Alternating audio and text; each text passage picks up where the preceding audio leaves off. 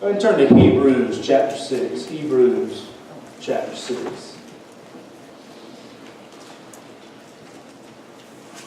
Hebrews 6. Now, to do a short recap, last week we talked about the first part of chapter 6, verses 1 through 12. As we went through verses 1 through 12, if you recall, I told you that these were probably some of the most difficult verses in Hebrews, probably some of the more difficult verses in the New Testament, maybe even in the entire Bible. There's a lot of places that's tough. Hebrews 6 is one of those. And the reason it was so tough was because it said, for one, that it was impossible for somebody who had been enlightened and had tasted the Holy Spirit and shared in these things to be restored again to repentance. We talked a little bit about the unpardonable sin and what that looked like, and the scariness and the seriousness of the warning that he issues there in chapter 6. But if you recall, one of the options for interpreting chapter 6, the beginning of chapter 6, was to say that we're able to lose our salvation. And plenty of people have said that from reading the first part of chapter 6. They've gone through and they said, well, this sounds like somebody who's obviously been saved, it's using all the right language, and now they've fallen away from it, which is losing the salvation. And he says you can't get resaved, right? And so they read that, that's what they say. We didn't go there, right? We concluded that this was people that may have heard the gospel, may have even embraced a part of it, enjoyed it, received it with joy, but never truly submitted their life to Christ. They fully knew what it meant to follow Him, and then they fully rejected Him. That's where we landed. But the reason was because the idea of losing your salvation is contradicted throughout a lot of the Scriptures. And one of the best places it's contradicted is verses 13 through 20, the last part of this chapter. And so you'll see where I'm getting the title from when I say something God can't do. I couldn't pass up on saying that, and you'll see it in this text as we read Hebrews chapter 6, verse 13. For when God made a promise to Abraham, since he had no one greater by whom to swear, he swore by himself, saying, surely I will bless you and multiply you. And thus Abraham, having patiently waited, obtained the promise. For people swear by something greater than themselves, and in all their disputes an oath is final for confirmation. So when God desired to show more convincingly to the heirs of the promise the unchangeable character of His purpose, He guaranteed it with an oath. So that by two unchangeable things in which it is impossible for God to lie, we who have fled for refuge might have a strong encouragement to hold fast to the hope set before us. We have this as a sure and steadfast anchor of the soul, a hope that enters into the inner place behind the curtain, where Jesus has gone as a forerunner on our behalf, and he become a high priest forever, after the order of Melchizedek.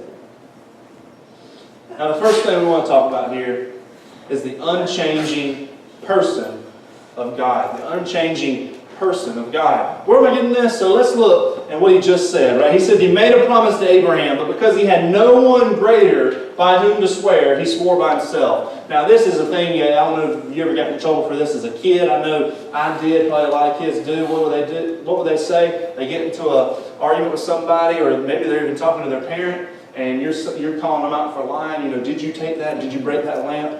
And they say, no, I didn't. And they may say, swear to God. Right?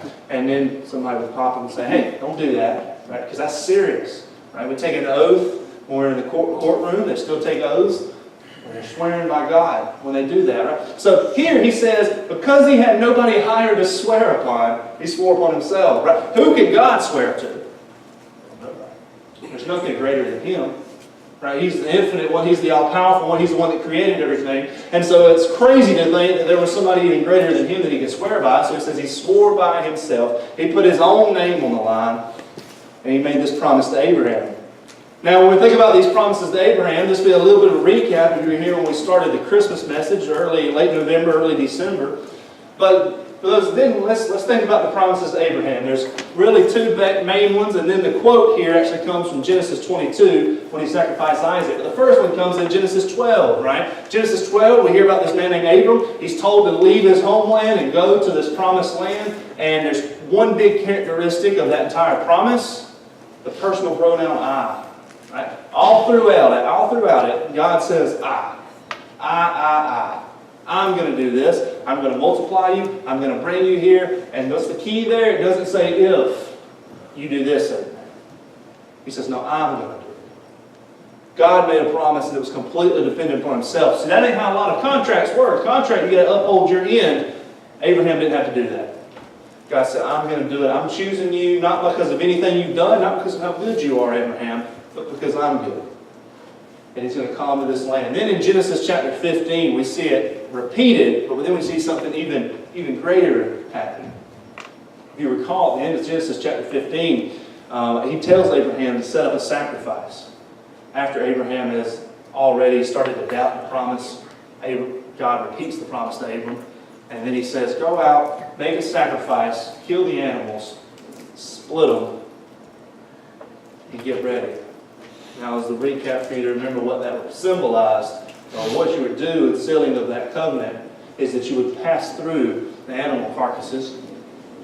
You can imagine the bloody spectacle that it was, but they would pass through the animal carcasses, and what they were saying is, the covenant that I'm making with you, the promise that I'm making with you, if I don't keep it, may I be just like these animals.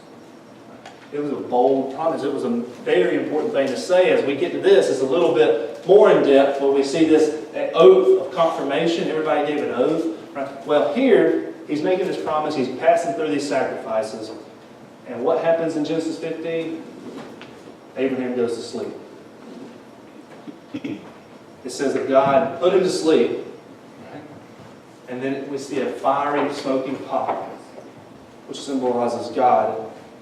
See, it's awesome, y'all, that our God is so awesome they can't put him into words, right? When we see all these images of God in the Bible, we can get pretty literal and talk about, is this what it looked like? And you'd probably be safe to say that, but one of the big reasons they have to explain it that way in the Scriptures is, how do you describe an undescribable God? He's so infinite, he's so great, he's so awesome. Even when they're trying to describe heaven, I mean, they're using this language and it's just nothing compared to what it truly is, because they can't even utter it, as Paul said. Right? And so we see this smoky pot that symbolizes God, and it passes through the carcasses. And it's as if God's saying then, I swear by myself that if I don't keep my promise to you, Abraham, I'll be like this. But the awesome thing is, something God can't even do is lie. That's what it tells us here, right? For it's impossible for God to lie. When he says a word, he means it because he swears it upon himself. The unchanging person of God. When he did in Abraham, in Genesis 22, when he tells Abraham to go sacrifice Isaac, the same thing happens. That's the verse you see here where it says, surely I will bless you and multiply you, quoted in verse 14. Abraham goes to sacrifice Isaac. Of course, we know that story. Right when he goes to kill Isaac, God stops him. He praises Abraham for his obedience. He says, no. And we get this a little bit from the New Testament, right? No. There's going to be another son I'm going to send to a hill to die. But it's not yours, Isaac. It's going to be mine. There's going to be a lamb. I'm going to give you a ram. But there's going to be a holy lamb I'm going to give for you. He's going to be a blessing to the nations. He's going to come from your seed, Abraham. But it's not Isaac. And he says, surely I will multiply you. He confirms the promise once again with Abraham. But why? Because of the unchanging person of God. He says, he swears upon himself. He puts his own name on the line. You ever had a friend that just completely changes on you? It happens, unfortunately. I had a friend in high school, and we were almost like brothers. I mean, all the time. He was probably over at my house every day. I'd hear his truck coming. He had a big old loud mufflers. You could hear him coming down the road. He'd pull in, and he's here. Nicole will tell you, oftentimes, many of our dates in high school, he was third wheeling it. I liked it. We all rode with him, right? And we'd go plenty of places together. He was always, we would either find us maybe playing some video game or shooting pool a lot. We'd love to go do that, or going hunting. He did that a lot. So we would do all kinds of stuff together. We were inseparable. Went to church together. He was a big supporter of me when I started in ministry. He was there with me when I was first doing youth ministry. And then something weird happened. When I went to North Carolina for seminary, I knew I was going to be moving 4 hours away. But I was leaving Nicole behind at least for a few months. Right? She was staying here while I went up and started school and got things settled and found an apartment so I could actually get married and bring her somewhere, right? And so I went up to North Carolina, and that friend actually helped move me. So drove the truck, pulled the trailer, moved me in, stayed a weekend, and then after that, never heard again. And not because of anything that I knew that I did. Right? I would text him, I just would never get a response. I would call him, I would get the voicemail. I came home for different holidays and things and try to catch up with him, and I would just never hear from him. And I never understood or never knew why out of nowhere we weren't friends anymore. Maybe you have a similar story to that. Sometimes it could even be family members. The sad thing is, people change. People change. Their thoughts change. Their feelings change towards you. And friendships go away. Right? This is the same reason the friends you have in kindergarten ain't the friends you have in high school. The friends you have in high school aren't the friends you have in your 20s. And then most of the time, your lifetime friends, there's only and you're lucky if there's two. Why? Things change. But God doesn't. God doesn't change. So when he says, I swear upon myself, there's not going to be a point where God fails himself. He's not going to stop being the truth-giving God. He didn't stop being the lying God. It's impossible for him to lie. When he says, by my name, I'll keep this promise to you, we can take it to the bank. Now what does that mean for us? It means that we often like to criticize God because of some feelings we have sometimes. What do I mean by that? Maybe there's certain things in your life, expectations aren't being met the way you feel they should be met. Maybe you don't have the same happiness that you once had. Maybe you don't have that joy of your salvation that you once had. And you start to look at God, you start to blame him for it and think, where did you go? What did you do? Why did you change on me? You used to be so good to me. You used to be close to me. Right now it seems like you're so far away. Sometimes it seems so far away that you don't even know it anymore. Right? You have all those feelings running through you, and we start to point the finger at him. And if we were listening to him, he would say, don't blame me. I didn't change. I never changed the way I felt about you. I love you as much as I've ever loved you. I didn't change the promises I made to you. I didn't change the joy that I want you to have. He would say, you changed. You started making decisions contrary to me. You started to do things you want to do instead of things that I thought I knew you should do because I know what's best for you. But you changed. You started to take steps away from me, and I'm still here. See, God is unchanging. The unchanging person of God. Not only that, the unchanging purposes of God. God, I love this. Verse 15. And thus Abraham, having patiently waited, obtained the promise.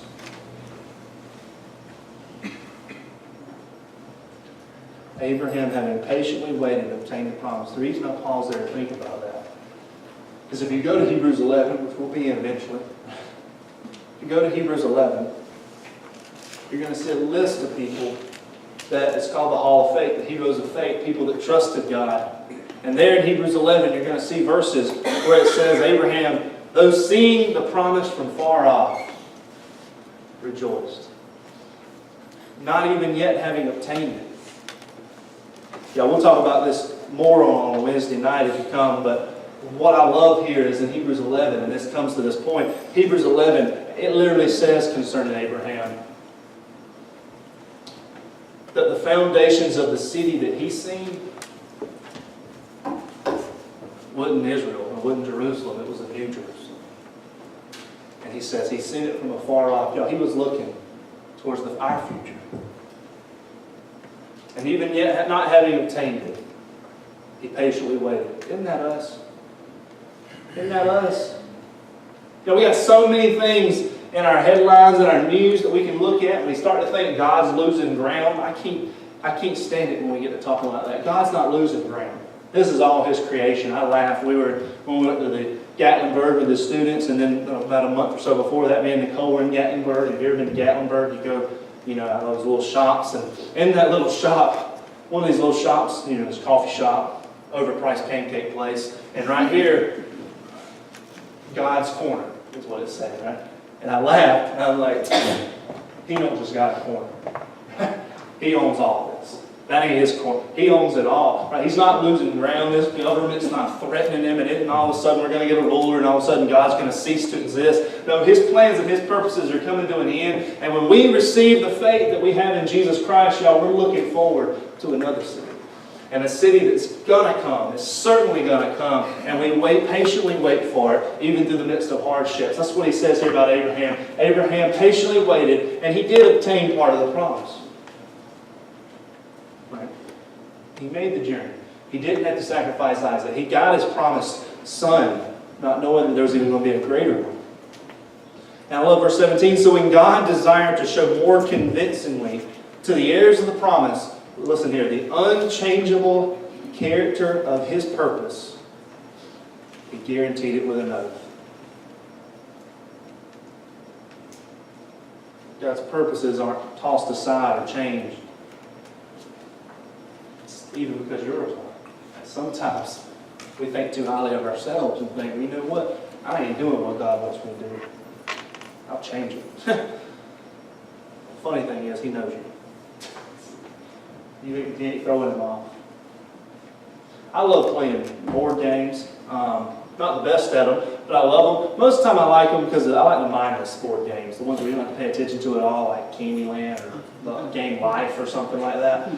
You don't have to pay attention in life. Or if you want to win the game of life, go the college path. Some of you might go career, but whatever. And then make sure you have kids, because those kids are worth a lot of money at the end of the game, right? And so you get to the end, and then you retire in the mansion, and you'll have it made, right? So life, that game's really easy, but a lot of the board games, they require a lot of strategy, right? So Monopoly even does, to an extent. Think about it. When you play Monopoly, you roll the dice, you go, you land on a property. You might be on that crummy little first two properties that are like Baltimore Avenue or something like that, and they're purple, and you're like, do I really want to buy that? Because it's only $10, but there's no rent on it. And then you save your money, and you go, and maybe you get over there to Boardwalk and Park Place, and you're starting to decide what you're going to buy, when you're going to buy. Then you got to decide, if I go to jail in the game, right? Which is always fun to be the jail keeper, throw somebody in there, make sure they got to pay you the money back. Right? If you remember the rules of the game, I think you can pay, like $50 to get out of jail. Or you can roll doubles, right? If you roll doubles, you got 3 chances, and then you get out of jail, so you got to decide, is it worth me sitting in jail and not going around this board? Because at least I got to pay rent in jail, right? But I can hang out here,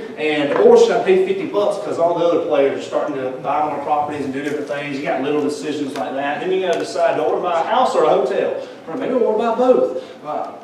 Maybe I need to sell this land. I can't cover it anymore. I landed on somebody that had Boardwalk. All these little decisions in Monopoly, you can be totally strategic and still lose. Right? The purpose is always the same. You make all these little decisions to win the game, but you can still lose, and one reason you still lose is because you don't control the way the dice land. Right? You're a slave to those things, unless you're a cheater. Right? In which case you need to play Monopoly Cheaters Edition. Right? But anyways, you're not a friend, you can't roll the dice, you're not controlling that, and yet still, even if we could, we're not even as good in the little minor details and decisions we would have to make to win a game of Monopoly. To think of how terrified I'd have to be if I truly thought I was the captain of my life. I won't. I won't. Because here's the thing, the one we trust, he does control the way the dice land. The one we trust, the one we put our faith in, has unchangeable purposes. The plans he has reach completion. And we put our faith in him. There's not an if, and, or but about it. It's knowing he's going to do what he said he's going to do, because it's impossible for God to lie. His word doesn't return void. His word is good. It's solid. And what does that mean? It means, y'all, that God, he's not just over everything. He is. He's not just over everything, but that he actually cares and is still God in the moments of your life as well. Some of the small decisions you make in a game of Monopoly can matter, And yet they don't matter that much because at the end of the day, you lose and you flip the board over and you're like, it's just a stupid game, right? And you hide there and you move stuff around because you've been playing for 4 hours, right? You wasted your day. When it's all said and done, that doesn't matter. But even those small decisions matter. God is with you in the small decisions. God is the God of your moments as well as the God of your days, as well as the God of your weeks, because He's also the God of your eternity. And His purposes hold true. And then, y'all, the final point here. He's an anchor for our soul. I love this. Look at verse 18. We'll be in there and we'll read to the last two verses. He says, so that by two unchangeable things, God's person and His purposes, who He is and what He says, in which it is impossible for God to lie, we who have fled for refuge might have strong encouragement to hold fast to the hope set before us. We have this as a sure and steadfast anchor of the soul, a hope that enters into the inner place behind the curtain, where Jesus is gone as the forerunner on our behalf and become a high priest forever after the order of Melchizedek. I read this, I thought it was awesome. When it says, those who have fled for refuge, the phrase fled for refuge suggests the Old Testament cities of refuge. If you know what those are, I'm about to explain it to you. It's described in Numbers 35 and Joshua 20.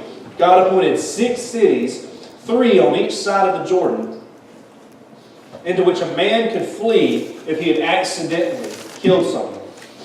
The elders of the city would investigate the case. If they determined that it was indeed manslaughter and not murder, they would permit the man to live in the city until the death of the high priest. Then he could return home. The members of the slain man's family could not avenge themselves so long as the man remained in the city. You get that? So they had these refuge cities.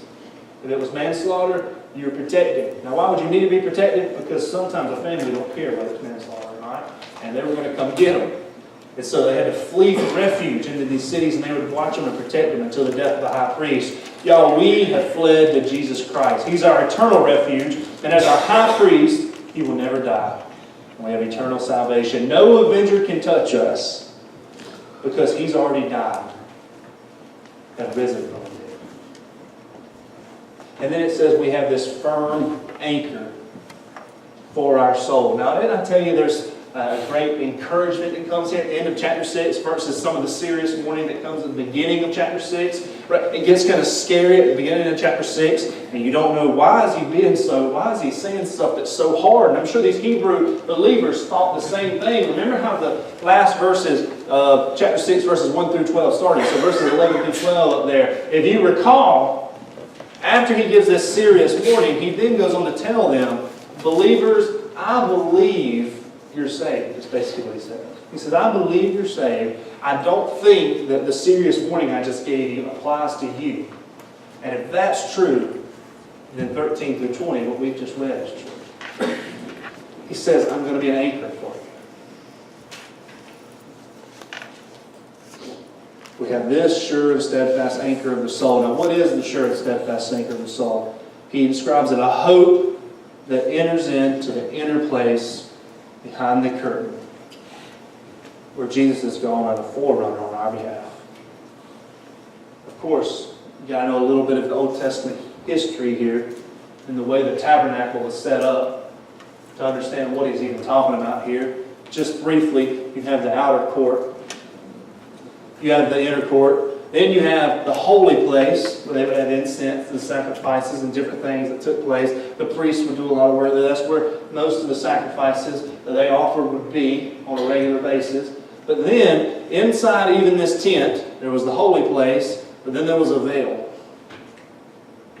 And behind that veil was the Holy of Holies. The Holy of Holies was where God was. Now, of course, we know God is everywhere. He was even then too. He was never confined to a box. He was never trapped in a tent. He was God for the Jews even in exile as much as He was when they were there in the tabernacle, with the temple, wherever they were. But that was a special place that He had designed that they were to come. And they could only come. The high priest could do it. He could only do it one time a year. And that's the only time he could enter into that veil. and make sacrifices for the entire world, the entire nation.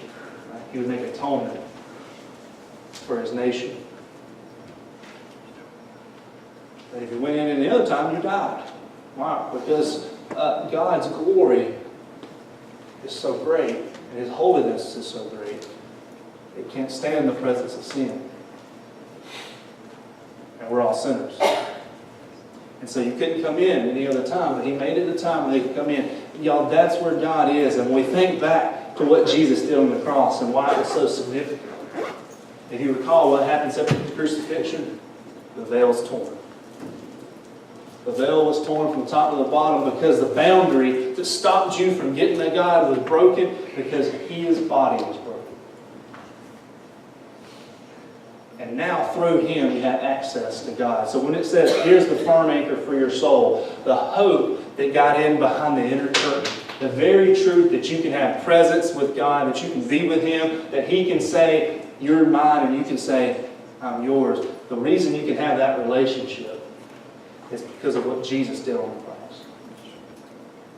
And He says, I came before you, I'm the forerunner, I bring you into this inner place, and now you can have eternal relationship with God. The thing that Adam and Eve lost can be yours again because of what He did for you on the cross. It's an anchor, y'all.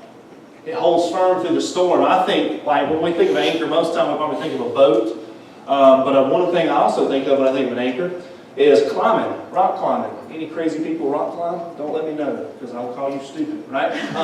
Don't rock climb. But I would never do it, but I've seen people do it. What do? They got the pulley systems, if they're really smart, right? Some people just go out there and don't wear anything. But the smart people have a pulley system, and they're climbing, and their bare hands, or their boots, or whatever they got, kind of shoes they got on. And when they get to a point in the rock, what do? They get these things they can jam into the rock, their anchors. Jam one here, get up, jam another one up there. And what does it do? It's the rock breaks or your foot slips. You're anchored right there. You're only going to fall so far.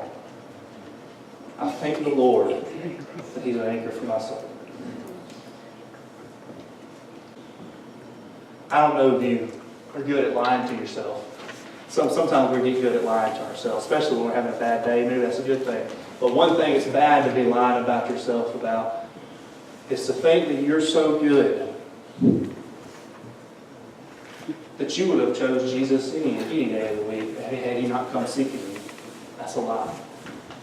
The Bible says your heart and my heart was distant from Him, and that He came for us.